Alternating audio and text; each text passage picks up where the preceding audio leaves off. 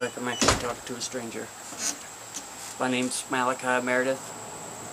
I guess I'm going to start with how important it is to actually tell somebody if you find something weird. In the testicle region, I was probably 24, and I noticed that I had a little, I guess you'd call it a spur on my right testicle. It didn't hurt, so I, just thought it was weird. Maybe it was an ingrown hair or something down there. I didn't really know. I, would check it every now and then. But the most important thing is it didn't hurt, so I didn't care. I didn't have insurance, and I'm not like the kind of person to go to a hospital or tell somebody when I got something unusual. Even though me and my mom are real open and talk about things that you normally can't with other people. About 5 years later, I came to Texas. I guess I should say I was in Washington at the time, and I moved to Texas, and it started hurting a lot more down there, and I was feeling it, and I was getting another kind of lump up above the testicle, and I call it like the googly guts part. I guess you have like the ductwork, the tubing that goes to the testicle that actually moves your swimmers along, I guess you would say. Had a lump in it, and it was hurting pretty good. So I started to look on a computer to see what was up with lumps there, and if it was like a hernia or something worse.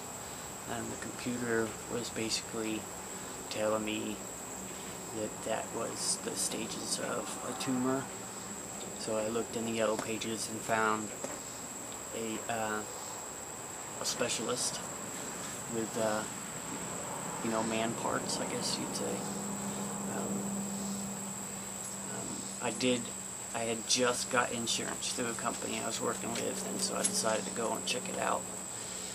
And I was pretty sure that it was a tumor, not cancer, but a tumor. And I went in, and everybody's in their late 60s, early 70s in there, and here I am,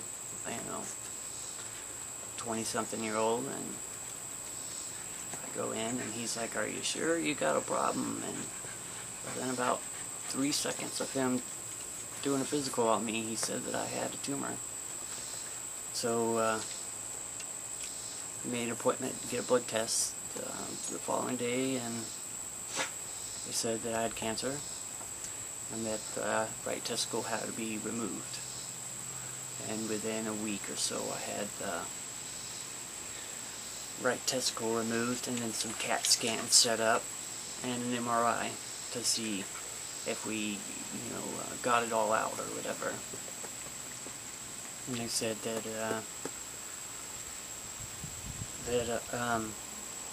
my cancer markers put me in basically a stage 4 cancer.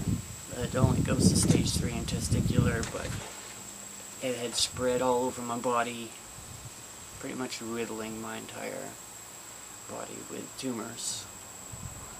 I can't remember what my count was, but it was to the point where my doctor was pretty amazed that it's physical and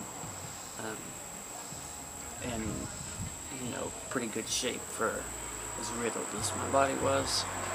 If I would have just said something to somebody, maybe, I don't know, maybe it would have been a little easier, but I went through chemo, which is a hard thing. I opted because I am younger, and I was in shape not to get a port put in, because I saw old people with ports. I saw old people in the chemo clinics. I was the youngest person in there, so I opted to have an IV put in every day which is a bad mistake in itself because I killed every vein in my arm, which makes it hard now because it's like it's a process in itself trying to draw blood. But that's not the point. The point is I guess don't feel anything. I mean, it's just like women doing the breast exam, but with men it's weird because men get testicular cancer in the peak of their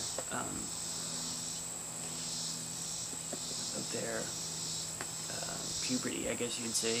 That's the best word I can think of.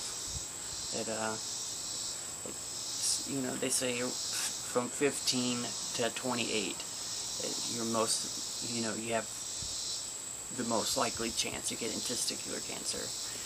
Me letting it go so far, I ended up having several large tumors in my stomach.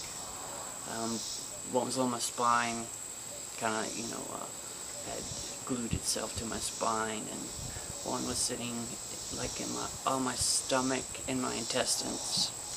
One was sitting on my liver and kidney and kind of glued itself there, and the one by my kidney and liver had sealed itself on a major vein that was really tricky. They gave me a 40% chance of dying during the surgery. It kind of scared me. I just hope for the best. It ended up working out alright. There's no complications. And then I knew I had a tumor on my right lung. It had flattened the lower lobe, which a lung has two pieces.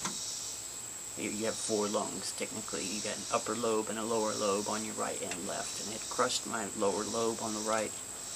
And the doctor said it had been crushed for so long that I should notice my right lung being removed, because I haven't used it. And so we decided to do that one.